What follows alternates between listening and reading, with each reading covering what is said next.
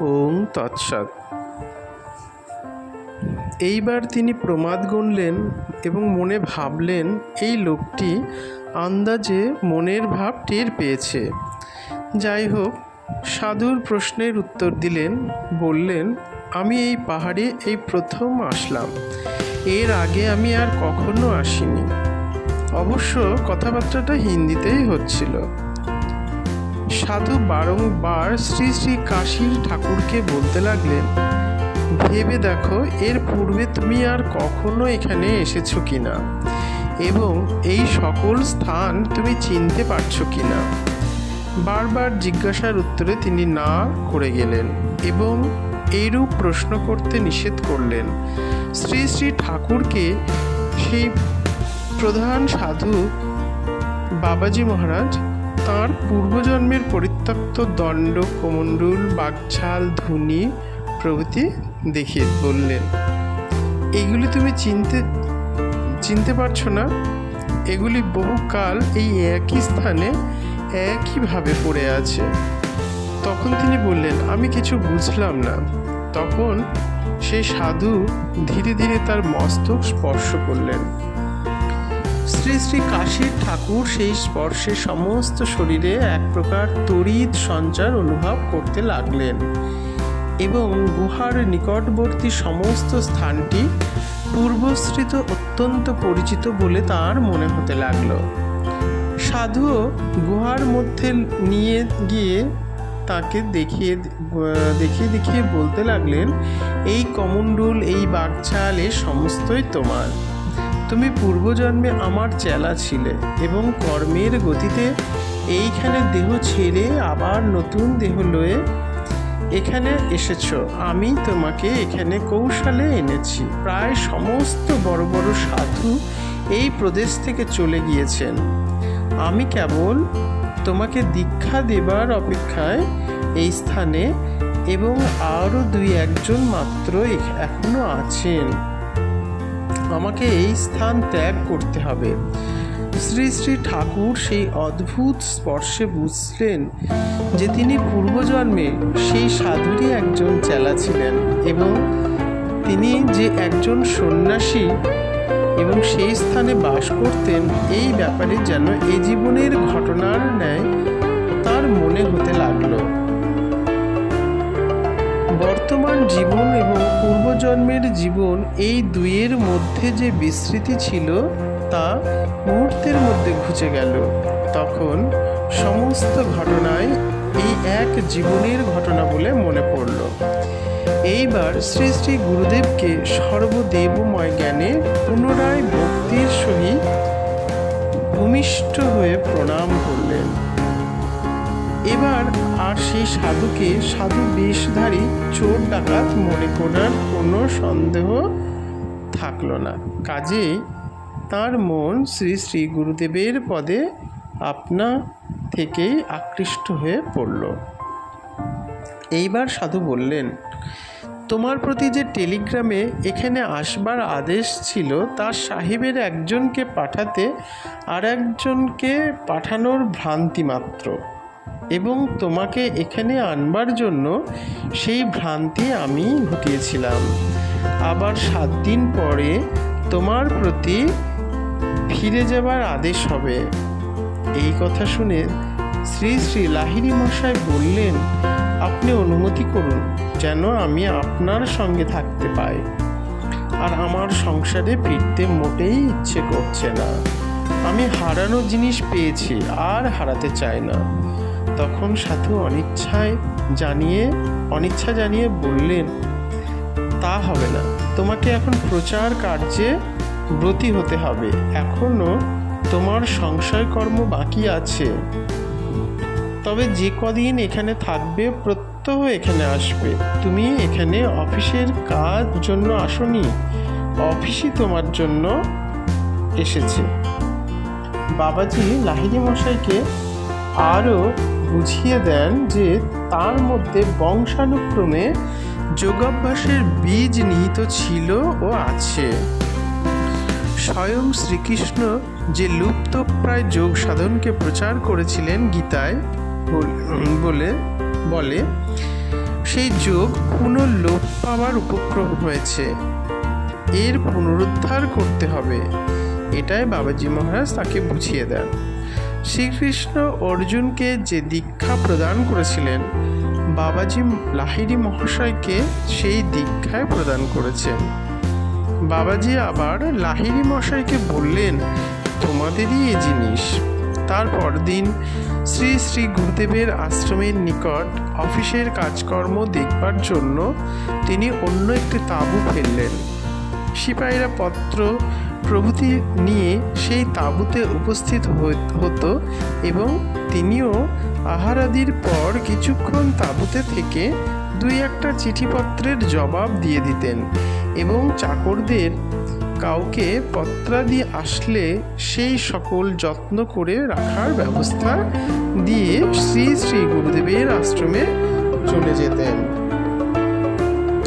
শ্রী শ্রী ঠাকুর সেখানে নিয়মিতভাবে সৎ গুরুর সঙ্গ করতেন এবং শ্রী শ্রী গুরুদেবের আদেশ মতো প্রস্তুত ও রক্ষিত আহার গ্রহণ করতেন। একদিন একটা ছোট গামলায় অনেকটা রেড়ির তেল রাখা ছিল। সেটিকে সেদিন ঢাকা দিয়ে তার জন্য রেখে দেওয়া হয়েছিল। আহারের সময় উপস্থিত হলে শ্রী শ্রী ঠাকুরকে ঢাকা খুলে নির্দিষ্ট স্থান থেকে আহার গ্রহণ করতে ইঙ্গিত করা হলো।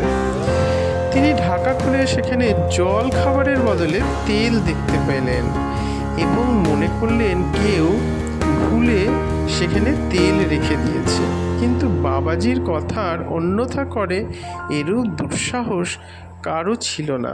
কাজেই তিনি একটু স্তম্ভিত হয়ে পড়লেন। তাকে ইতস্তত করতে দেখে বাবাজি বললেন, ক্যা দেখতা হ্যায়, সব পি ডালো। এখন তিনি আর কথাটি না বলে সেই তেলটুকু সমস্ত খেয়ে ফেললেন। তখন শ্রী শ্রী গুরুদেব বললেন, এইবার যাও, ওই নিকটে খরস্রোতা গগাস নদীর ধারে পড়ে থাকো। শ্রী শ্রী ঠাকুর গুরুদেবের আদেশ মতো নদীতে গিয়ে পড়ে রইলেন। এই অবস্থার পর পাহাড়ের একটা হরকা বানে তাকে অনেকটা কষ্ট দিয়েছিল, কারণ বারবার ভেদ বমন হওয়ায় তিনি অত্যন্ত দুর্বল হয়ে চলৎশক্তি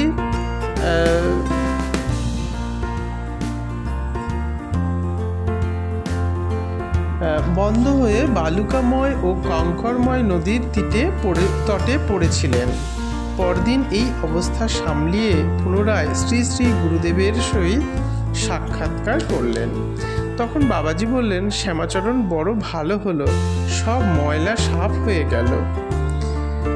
এই দিন বাবাজি লাহিড়ী মহাশয়কে বললেন, আজ সন্ধ্যাকালে তোমায় দীক্ষা দেব, এটাই প্রশস্ত সময়। তারপর ভেদ বমন বন্ধ হওয়ার পরদিন তাকে প্রচুর লুচি ও হালুয়া গরম গরম খেতে দিলেন। সন্ধ্যাকালে বাবাজি তাকে নিয়ে সেই পাহাড়ের উপরে এক সুন্দর প্রাসাদে প্রবেশ করলেন। সেই প্রাসাদের ঐশ্বর্য বর্ণনাতীত। সেই অট্টালিকার একটি ঘরে বাবাজির শ্রী শ্রী ঠাকুরেরও আরও একজন ভাগ্যবানের নিমিত্ত প্রচুর আয়োজন ছিল। নানাবিধ আসবাব, ঐশ্বর্য, নানা বেশভূষায় ভূষিত দাসদাসীরা, কোনো অভাব ছিল না। সোনার খাট, সোনার পিঁড়ি, সোনার থালা। শ্রী শ্রী ঠাকুরের মনে হতে লাগলো সবই যেন একটি রূপকথার বিষয় সত্য হয়ে মূর্তি ধরে এসেছে। সেদিন রাত্রেই বাবাজি তাদের দুজনকে দীক্ষা দান করলেন। প্রাচীন আর্য ঋষিদের আধ্যাত্মিক রাজ্যের চাবিকাঠি তার হাতে পড়ল। গভীর রাত্র পর্যন্ত সেখানে সাধন ভজন চলল। সে রাত্র পরমানন্দে পরম সমাদরে বেশ কাটল। তৎপর দিন প্রাতঃকালে নদী তীরে শৌচাদি করে ফিরে এসে পাহাড়ে সেই গুহা ছাড়া আর কিছুই দেখা গেল না। এতে শ্রী শ্রী ঠাকুর শ্রী শ্রী গুরুদেবকে প্রশ্ন করলেন, বাবা, এ কি ব্যাপার ঘটলো বুঝলাম না, এ সমস্ত ঐশ্বর্য কোথা থেকে আসলো, আবার কোথায় বা গেল? উত্তরে বাবাজি বললেন, তোমার এইরূপ ক্ষমতা হবে, তখন সব বুঝতে পারবে। শ্রী শ্রী গুরুদেবের নিকট থেকে পূর্ব জন্মকৃত সাধন বলে অল্প দিনেই সমস্ত ব্যাপার সমাধান করে নিলেন। এমনকি সেই স্থানে তাকে দিয়ে তার গুরুদেব কয়েকজন সাধুকে দীক্ষাও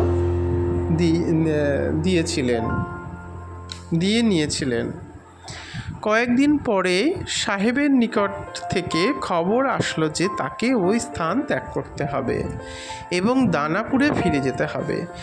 ওই সময় রানীক্ষেতে খুব ঠান্ডা পড়ে আসছিল। বিদায়কাল উপস্থিত দেখে শ্রী শ্রী লাহিড়ী মহাশয় বিচলিত হয়ে পড়লেন, কিন্তু কি করবেন, গুরুর আদেশ লঙ্ঘন করবার উপায় নেই। এক্ষণে তিনি শ্রী শ্রী গুরুদেবকে বললেন, বাবা, আমাকে যা দিলেন তা যেন কাতর প্রার্থী মাত্রকেই দিতে পারি, আর তা না হলে ঠাকুর তোমার জিনিস তুমি ফেরত নাও, আমার চাই না। এতে যদি জীবের উদ্ধার না হয় তবে আমি এই নিয়ে কি করব? পরম কারুণিক শ্রী শ্রী কাশী ঠাকুরের অনেক অনুরোধের ফল ফলল। তিনি গৃহী প্রভৃতি সকলকে উপদেশ ও দীক্ষাদানের অনুমতি পেলেন এবং অন্যকে দিয়ে দীক্ষাদানের অনুমতি দিবার ক্ষমতাও পেলেন। যথেষ্ট সাধন করে ক্রিয়াতে উন্নতি লাভ করে পাতঞ্জল যোগশাস্ত্রে বর্ণিত সমস্ত অবস্থা তিনি লাভ করেছিলেন। শিষ্য পরম্পরায় তিনি যে সাধনা সকলকে প্রদান করে তাকে তিনি পাতঞ্জল যোগশাস্ত্রে কথিত ক্রিয়া নামে পরিচিত করে গিয়েছেন।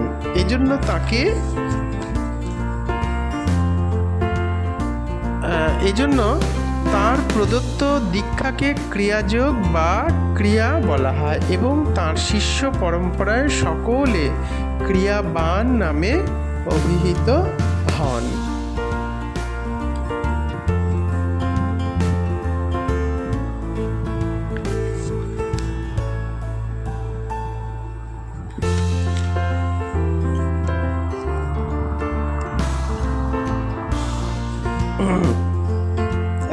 এখন আমরা জানব ক্রিয়াযোগ কি। বর্তমানকালে যোগ শব্দটি বিভিন্ন ক্ষেত্রে বিভিন্নভাবে ব্যবহৃত হয়ে থাকে। যেমন অঙ্কশাস্ত্রে 2 বা ততোধিক সংখ্যার সংযুক্তিকরণের প্রক্রিয়াকে যোগ বলা হয়। আবার সর্বধর্ম বিশিষ্ট একাধিক বস্তুর সংযোগকেও যোগ বলা হয়। সাংখ্য দর্শনের মতে অনাদি পুরুষের সঙ্গে প্রকৃতির মিলনকে যোগ বলা হয়। হিন্দু দর্শন শাস্ত্রে পরমাত্মার সঙ্গে জীবাত্মার মিলনকে যোগ বলা হয়। শৈবগণের মতে শিব এবং শক্তির মিলনকে যোগ বলা হয়। বৈষ্ণবগণের মতে রাধা এবং কৃষ্ণের মিলনকেও যোগ বলা হয়।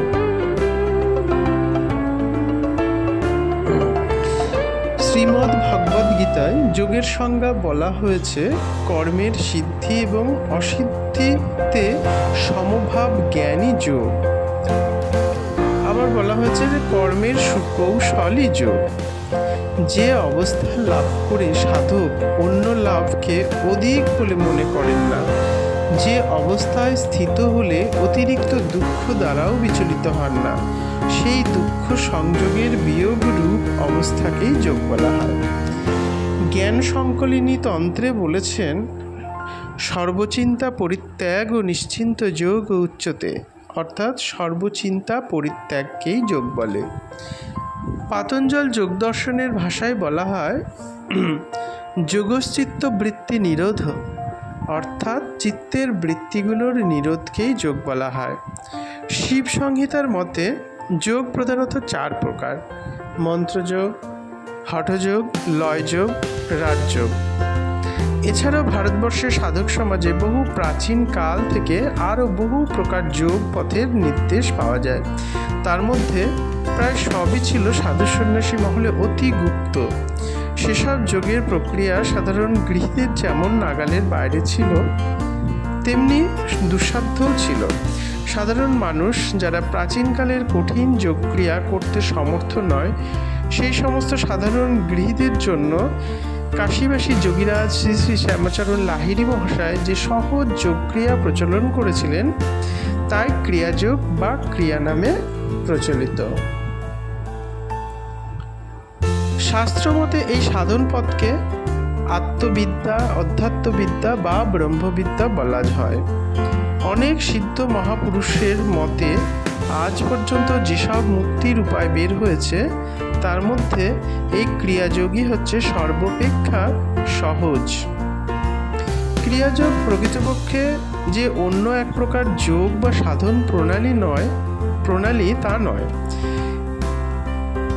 গীতায় যে শ্রীকৃষ্ণ যে সুপ্রাচীন যোগমার্গ প্রিয় শিষ্য অর্জুনকে শিক্ষা দিয়েছিলেন, যা আবার বৃদ্ধ বনিতা এমনকি জরাবৃদ্ধ গৃহস্থ লোকেও সহজে এ কৌশল অবলম্বন করতে পারে। ত্রিকালজ্ঞ ঋষি শ্রী শ্রী বাবাজি মহারাজ বহু যুগের বিস্মৃতির অন্তরাল থেকে সেই সুকৌশল 1861 সালে কাশীবাসী যোগীরাজ শ্রী শ্রী শ্যামাচরণ লাহিড়ী মহাশয়কে রানীক্ষেতের জঙ্গলে অলৌকিক কৌশলে ডেকে নিয়ে সেই যুগোপযোগী ক্রিয়াযোগের সহজতর কৌশল শিখিয়ে জনসমাজে লোকশিক্ষার জন্য পাঠিয়েছিলেন। সেই কৌশল আজও সারা বিশ্বে ক্রিয়াযোগ নামে পরিচিত। সত্যিকারের আত্মজ্ঞান পিপাসু লোকের কাছে এই ক্রিয়াযোগ সাধন গুরুমুখী বিদ্যারূপে প্রিয় জিনিসের মতো সমাদর পেয়ে আসছে। সেই শুভ দিনে শ্রী শ্রী বাবাজি মহারাজ শ্রী শ্রী লাহিড়ী মহাশয়কে ক্রিয়া দীক্ষা দেবার সময় গীতার অনুকরণে বলেছিলেন, আজকে এই ঊনবিংশ শতাব্দীতে তোমার হাত দিয়ে আমি জগৎকে যে ক্রিয়াযোগ দান করছি তা হচ্ছে সেই একই বিজ্ঞানের পুনরুজ্জীবন যা শ্রীকৃষ্ণ হাজার হাজার বছর আগে অর্জুনকে দিয়েছিলেন। শ্রী ভগবান গীতায় বলেছেন, আমি সূর্যকে এই অক্ষয় এবং অব্যয় যোগ বলেছিলাম। সূর্য মনুকে এবং মনু ইক্ষ্বাকুকে বলেছিল। নিমি, জনকাদি রাজর্ষিগণ এরূপে পুরুষ পরম্পরা প্রাপ্ত এই যোগ জেনেছিলেন। হে পরন্তপ, ইহলোকে সেই যোগ দীর্ঘকাল বশে নষ্ট হয়েছে।